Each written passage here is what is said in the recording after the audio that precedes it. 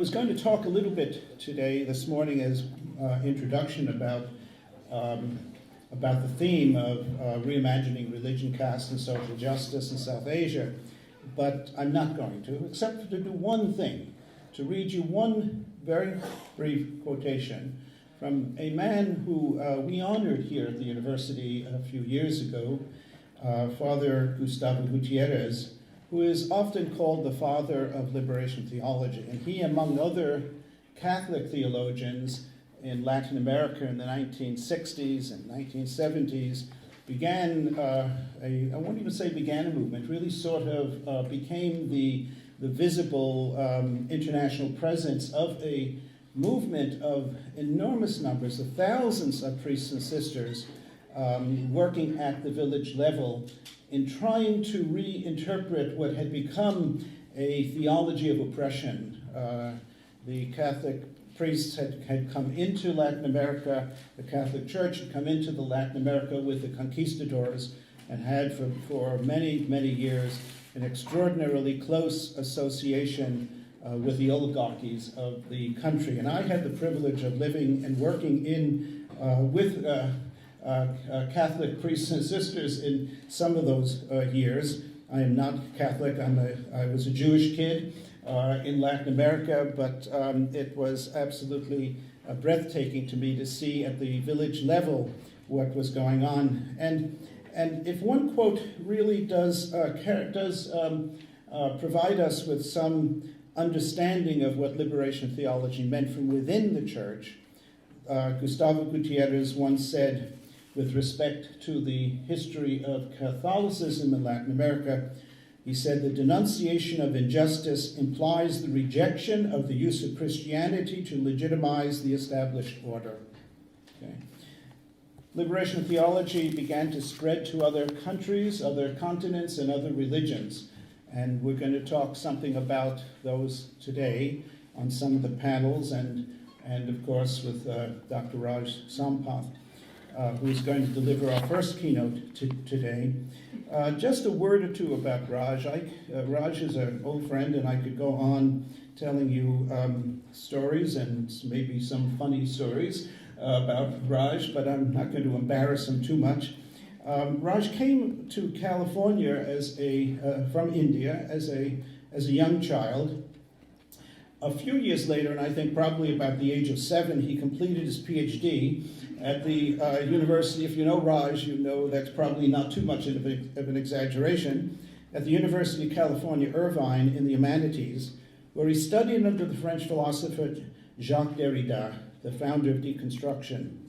Subsequently, he did a postdoctoral fellowship at the University of California, Berkeley, and a German academic exchange service research scientist fellowship where he published articles in continental European philosophy. From 2006 to 2009, he was an adjunct lecturer at the University of California, Santa Cruz, and continued to serve on the Provost Council for College 8 at the university until June 2012.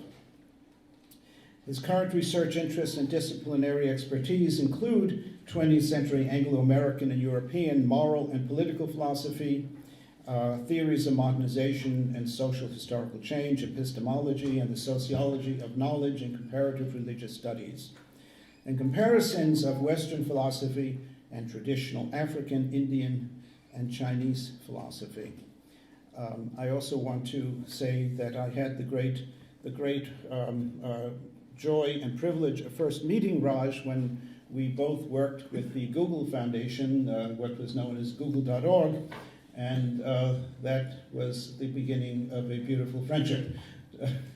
Raj is one of the co-founders of our Center for Global Development and Sustainability and is the lead investigator on our work on social exclusion. So with that being said, Raj, please come and talk with us this morning. Thank you.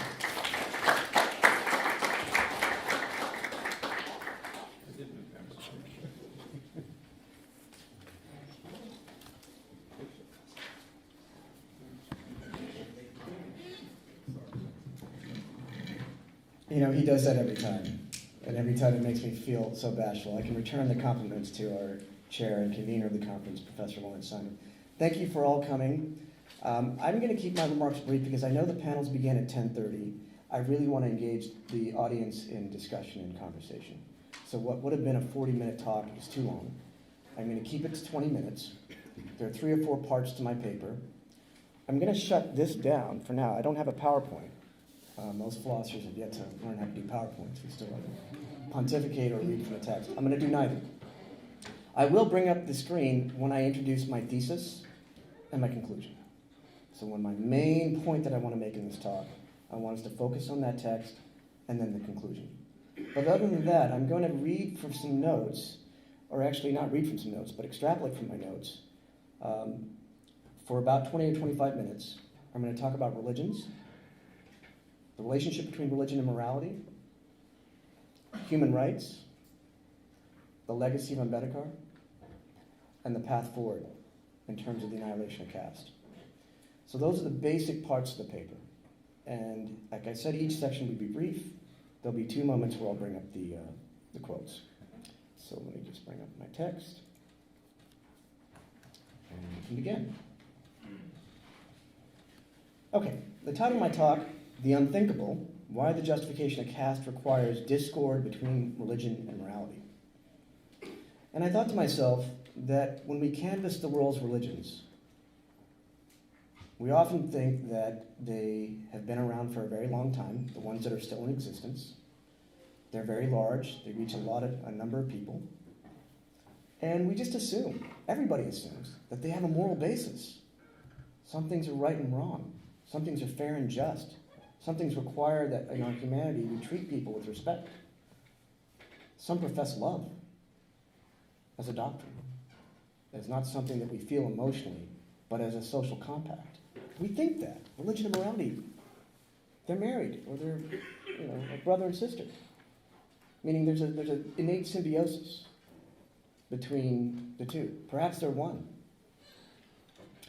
The early 20th century, late 19th century sociologist of religion, and one of the founding figures of sociology, had a different thesis. He tried to challenge the contemporary moment.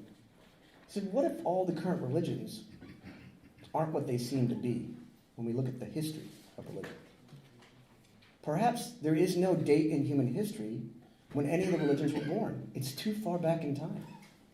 You can believe certain figures, Buddha or Jesus or Moses, appeared at certain times. We can't verify this historically.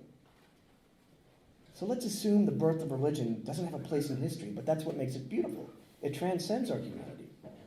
Because all I can say is that, look, before the birth of the world religions, what he meant by primitive, we don't say those terms now, but in the 19th century he meant before he recorded history, those peoples outside of history, peoples with an oral tradition, peoples before the dawn of the existing world religions, Judaism, Christianity, Islam, Buddhism, Hinduism, Confucianism, Taoism, and the newer variations of those. And he asked, what if that early human being saw someone go to sleep? They're sleeping. We all sleep. Many of us dream or have nightmares when we fall asleep. And he thought, maybe the early humans thought that if a body doesn't wake up and start talking about its dreams and nightmares, it's still sleeping. So there's a living soul inside that sleeping body. They didn't have a conception of the dead. So we that are watching this body that doesn't wake up still have to take care of that dead body. We have to feed it. We have to build rituals. We have to ornately adore and protect. Because there's some human being in there that's still alive. There is no concept of death. So that's one of his points.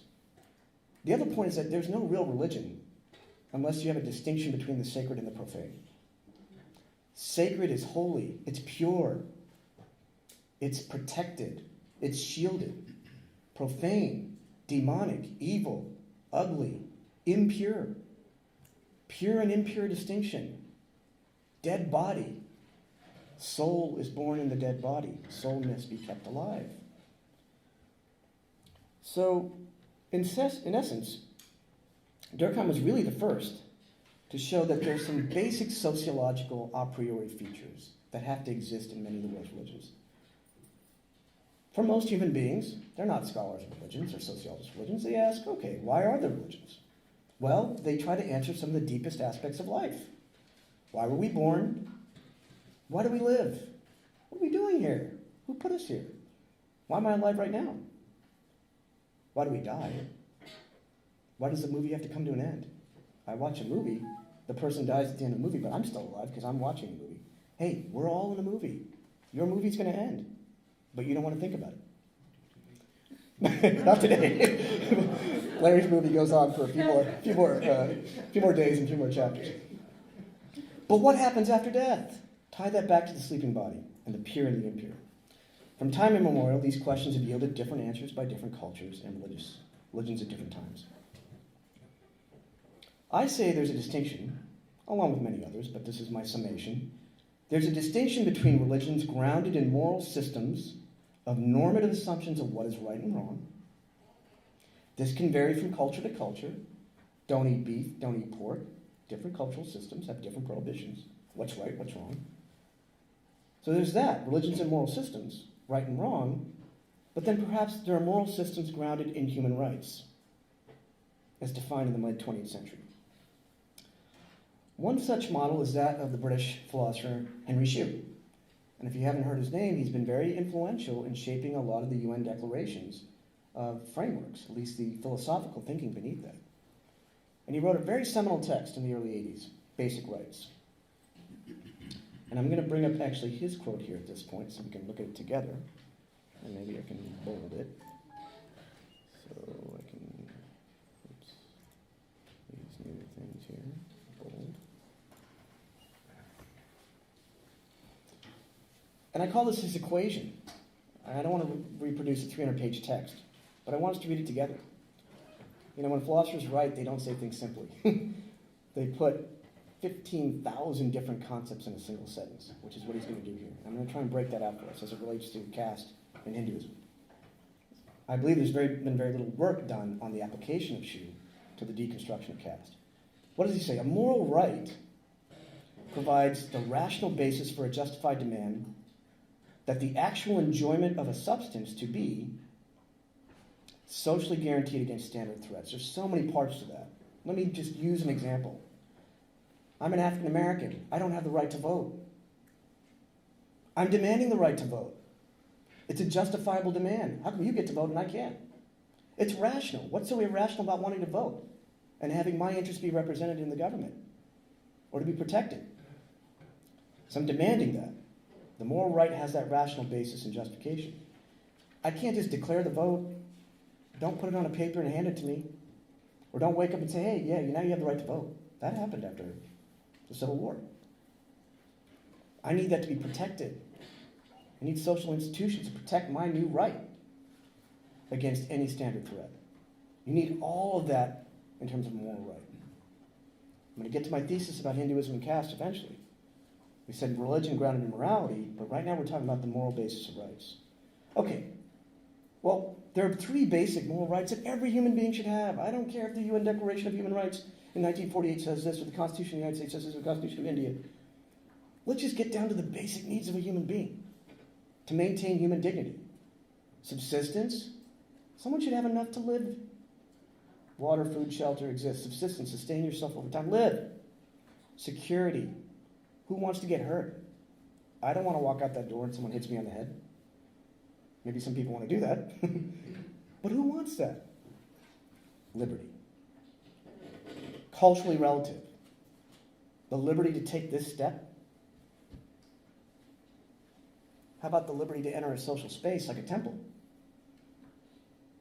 Those are the 3 basic rights. Now, Shue can say you can add more, but I'm starting with these. And his argument is that, and this is a quote, basic rights are the morality of depths. It's a line that no human being should go below. Not human rights. A basic right is a line that a human can't go. It's that basic right to human dignity. And his argument is that people are going to start asking for rights. The right to vote, the right to be free from discrimination, the right to a fair trial, the right to fair representation, privacy, to be equally protected under the law. You can't have more equal protections than me just because you're white and I'm not white. You know, we're going to ask for a lot of rights, and that's what's been expanding. in democracies. In India and many South Asian countries claim to be democracies. But some things are necessary to even be capable of articulating those rights. And for Xu, those basic foundational rights that you need as a human being: subsistence, security, and liberty.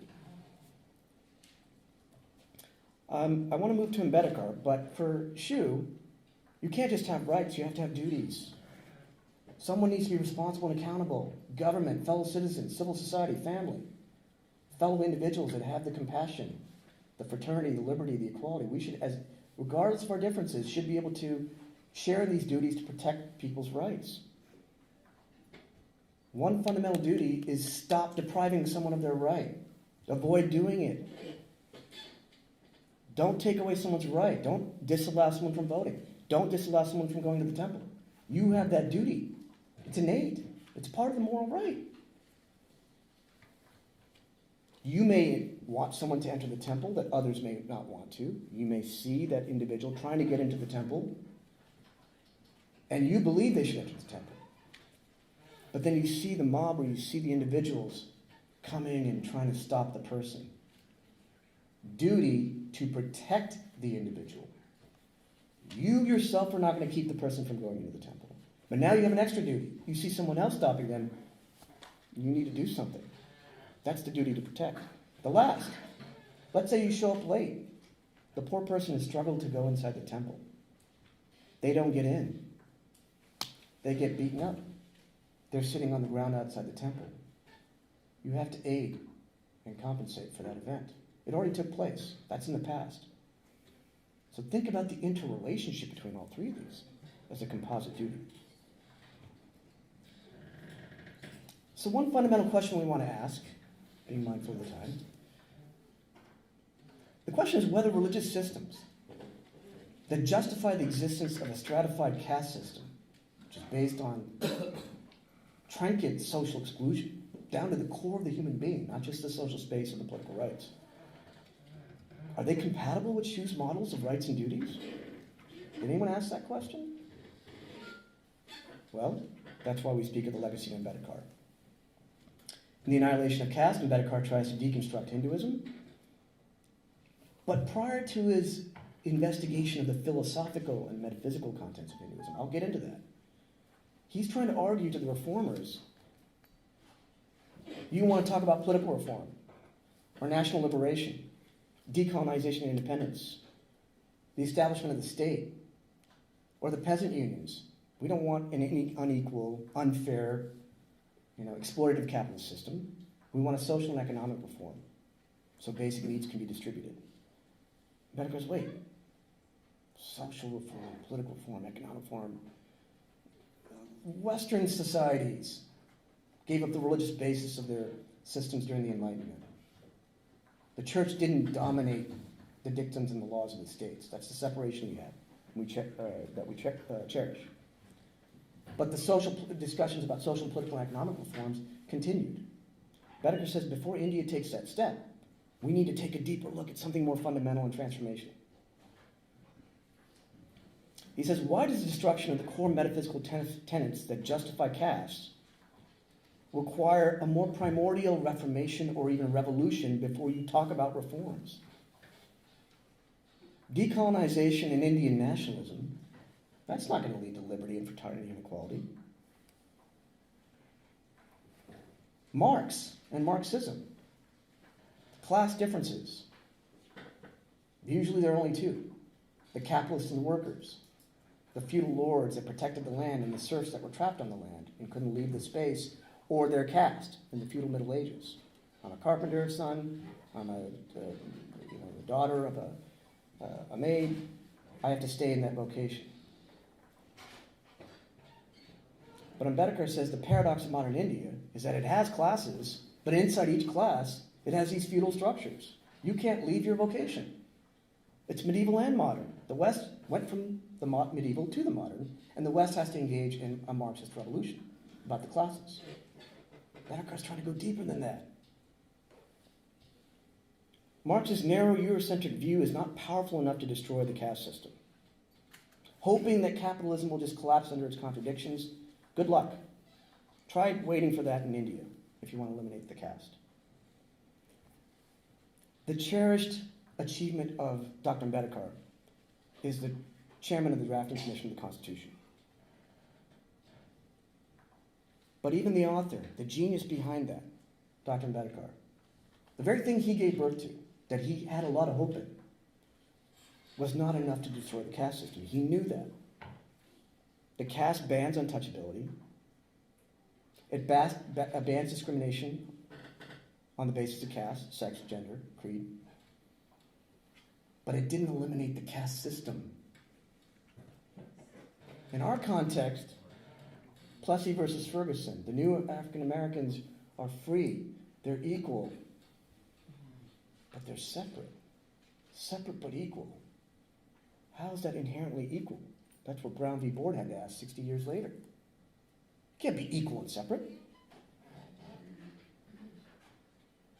They had to overcome that. And that's what the civil rights achieved, which now is under attack, or has been persistently over intergenerations. So I'm not saying any culture has a particular solution. There are different complexities. But in the Indian context, how about that basic step? What's the point of eliminating discrimination on the basis of caste if you can't get rid of the caste system? Don't proclaim equal rights and still maintain separate but equal. That doesn't make any sense. That was a Jim Crow. In other words, we have not gone far enough to eliminate the caste system from Indian society and culture. That is the fundamental question. Perhaps this applies to other South Asian contexts whose constitutions are considered democratic. And throughout the conference, we will talk about that.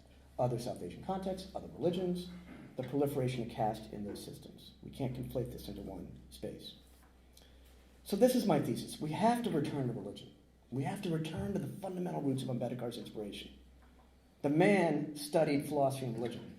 You appreciate his genius in constitutional law and economics and the liberation movements and the debates with the founding figures of the country and the Gandhi and Ambedkar debate.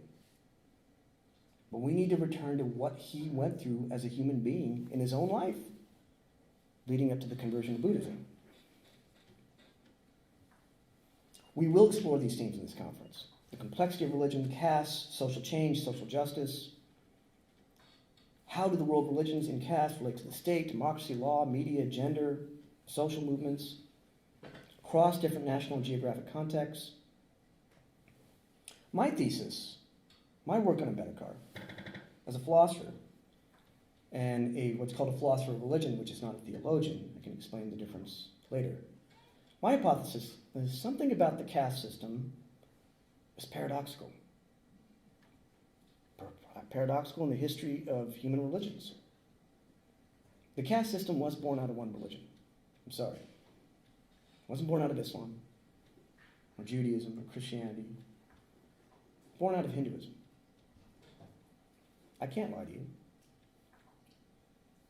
Most of us know that. Some of you may not know that. Or maybe you don't want to believe it. It was born out of Hinduism. But now it affects other world religions, or it has since its inception, as we shall see in this conference. Here's the paradox. The enduring social phenomenon of caste, which produces real violence, exclusion, and oppression, necessitates the unthinkable, an inherent discord or dissonance between religion and morality. You can't have a system where religion and morality are at war with each other. That doesn't make any sense. If religion is grounded in morality, morality is the basis of fundamental human rights, and perhaps the declarations that you find in many world religions is that you may not want to call them human rights, but you can call them basic rights because they're moral. You can't have religion and morality at war with each other. It's inconceivable. It's a paradox. We have to engage in novel philosophical question. That's the legacy of Ambedkar. What is this tension? What is this difference? What is this dissonance inside Hinduism? He asked that. Discover new ways. Professor West, before you here, would talk about prophetic fire, the prophetic roots that have been lost, perhaps after a succession of generations of Ambedkar, to rediscover the main principle behind his life force. The elimination of caste is not just social reform. You know, in Western discourse and etymology, when we think of the word mores in Latin, ways of being and going and about, and traditions and customs, mores becomes morality, ethos, spirit and ether in the Greek. the basis of ethics. Tremendous Western philosophers in the 19th and 20th centuries, starting with Nietzsche, for example, submitted Christian morality and ethics to a severe criticism. You want to believe in good and evil, good and bad? You think those are natural distinctions? You want to believe in doctrines? I'm going to show you that in history, sometimes these norms about good and bad and sacred and profane and pure and impure, they're arbitrarily constructed. I'm sorry. No human being invented those. They can shift in history. You are trapped in that system of thinking. Hey, how about you question the values of those systems? Why don't you transcend them? Why don't you try to replace Christianity, which was his task? That's his context. Similarly, Michel Foucault, one could call a successor in the 20th century, says it's very scary when moral norms arise, not by a single agent or institution or state or a law, but somehow the way people think and talk and believe and feel, and this is right, this is wrong, this is appropriate, this is normal, this is pathological, this is the construction of the insane, this is the justification for prison, that's the nature of this type of reform. Yeah, we're all trapped in society. We're bungling our way through and trying to do what's right and just and fair.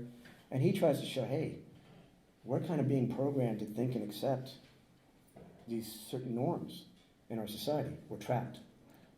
We actually live in these systems of domination. But the good news is that history's created these. We believe in telos as the principle of freedom as to why we live. When religion can ask that, why do we live? We live to be free. We live to live in dignity and freedom and equality, right? And to treat each other with respect. We have to believe that, otherwise we are trapped in these systems. Something about the nature of caste exclusion, stratification, segmentation, and segregation not only necessitates this type of dissonance between religion and morality, this disconnect, this tension, this war. It's in the very heart of the religious ideology of Hinduism. I argue it forecloses the possibility of applying secular standards of human rights violations that can truly fulfill the promise of the Indian Constitution. Equal protection under the law. What that means is that you can't have the equal rights and have the law protect you, but then ignore me. As a citizen, I should have the same access to the same rights. You can't vote and have that. You can vote and have that be protected, but that right can't be deprived of me. That's what we mean by equal protection. And then the SHU moral threshold, the line that no human being should fall below. And here I'll put it up for summation, and then we move to conclusions. Caste is the only phenomenon in the world that congeals a metaphysical glue between religion and a socially stratified system of violence and exclusion, while cohering and inhering in this paradox, this unthinkable paradox, in which religion persists, but at the expense of morality.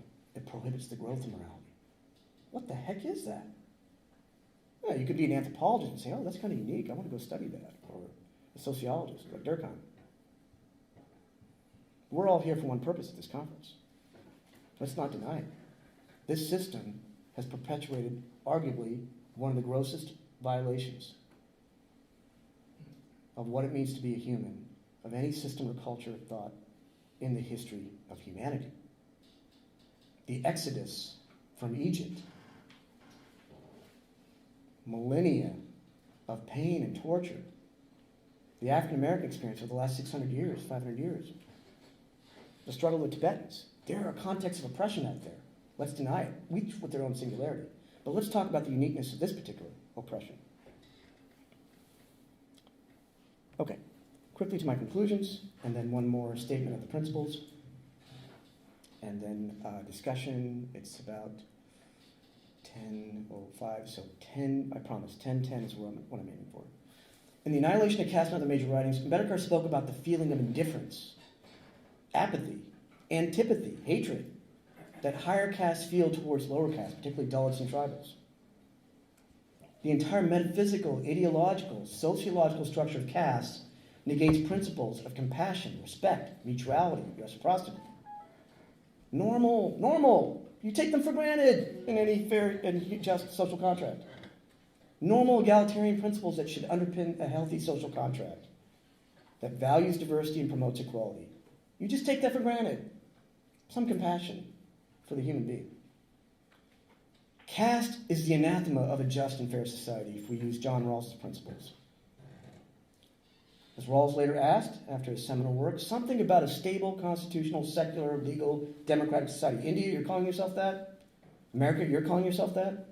Should allow multiple, incompatible, competing, comprehensive, moral, philosophical, and religious doctrines to peacefully coexist. Not just one doctrine, the doctrine of caste. How about the doctrine of the elimination of caste? Or religions based on egalitarianism? Rawls took it further. You can't just live in society and debate each other. You've got to develop two moral powers, an idea of good and a sense of justice. The sense of justice. I don't want to reduce this philosophy. It's very complicated. My colleague can extrapolate that in his talk.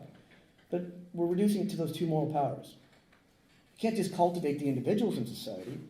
The individuals should have those duties and rights to make sure institutions are doing their job to create those moral powers of like the idea of the good. You can't be indifferent in the state or in rural leadership or the upper caste that control some of the dominant religions or the foreign powers that come in and set up their exploitative systems in terms of extraction in collusion with the elites who control the media or the law or the state. Where are those institutions that are just and fair?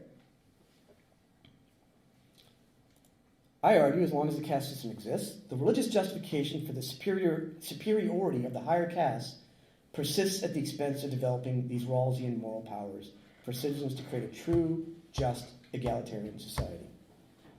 So here's my culminating subset as a twist on both Rawls and Shu. Can't articulate doctrines and write more constitutions and have philosophers come here and give keynotes. Human beings must believe in each other's equal worth to exist as equal human beings. That is the basic principle that a human right should articulate when we talk about what it means to be human. Okay, that's a very convoluted structure. The words repeat each other. Human beings have to have that belief in each other. I don't care where you're born or what color you are or what race or gender or sexuality or the intersectionality of that. I really don't care about what your beliefs are as long as they promote peace and not violence towards others. But I really have to see myself in the other. I'm not taller or shorter than you. I'm not darker or lighter.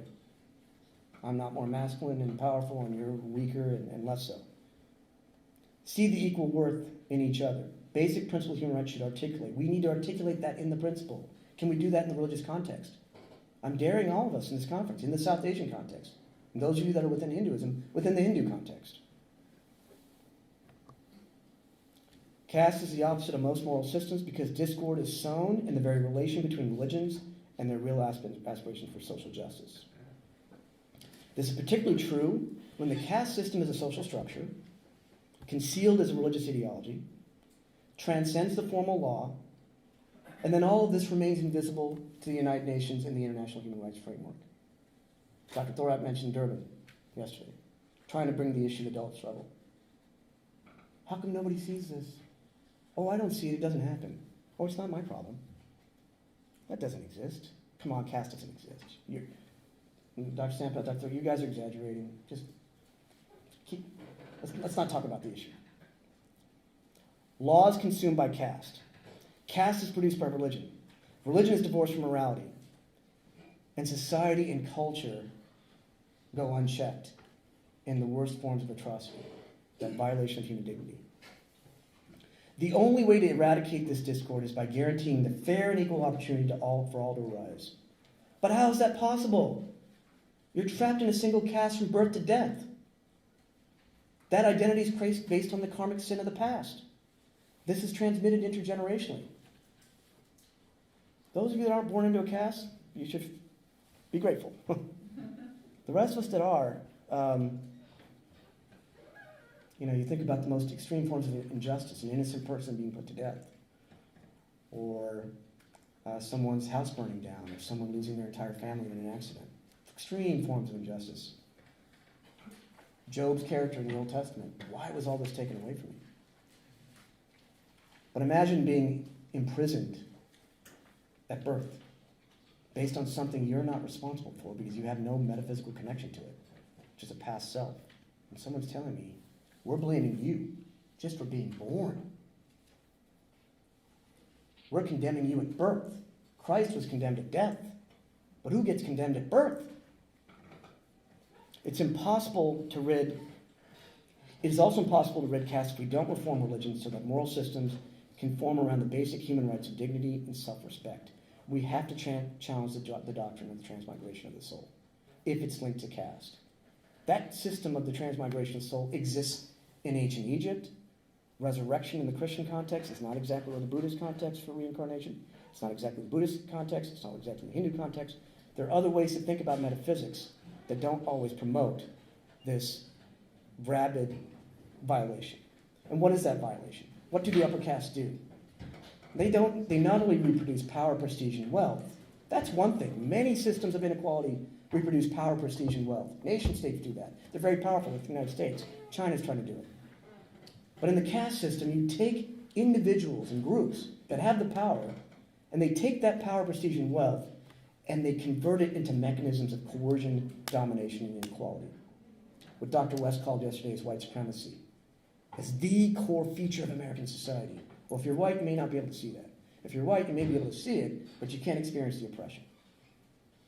But think about that in the caste context.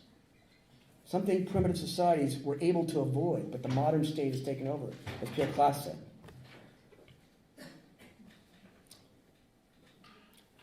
In today's Indian context, when a democratic state is supported by right-wing nationalism and its reliance on caste as the basic anatomy of society, when that system enjoys the ambivalence of its own constitutional framework, unconcerned with human rights violations, that's when all of us have to seek the deeper roots. We got to go back into Ambedkar, not the legacy of Ambedkar. We need to start the battle again. That means, once again, understanding the fundamental relation between religion and culture, the theme of the conference. This is where we must now turn to explore the new philosophical critiques of how religion justifies what I call the inhuman or the unthinkable when religion is in complete discord with morality, as opposed to founding religion on morality, promoting beneficence that promotes true equality and dignity. It's the unthinkable paradox that prevents this eventual secularization of moral principles from being grounded in universally recognized platforms of human rights, equality, liberty, dignity, freedom of the individual to reach their full potential. You may ask me, and this is where we turn to the questions, why is this guy talking about the South Asian context and he's bringing up these Western philosophers? Who's this Rawls guy? Henry Shue, the Britishers, neo-colonial legacy? I'm asking myself too, why did I bring that up? The history of Judeo-Christian, Western, Anglo-American philosophies of human rights, can they help us break into the mystery of caste and obliterate its stranglehold? Or perhaps the Western tradition is part of the problem. It's inadequate. It wants to globalize its principles. We, this group, others like us, we have to seek philosophical critiques embedded in the religions in the South Asian context. That may mean challenging some of the principles of human rights in Western religions. Find those truly indigenous elements, as Dr. Singh was speaking of yesterday, that can preserve that which in religion promotes peace and justice, while eliminating the structural institutional violence based in the intergenerational trauma of the caste system. In conclusion, herein lies the call to respond to the profound legacy of Ambedkar. Thank you.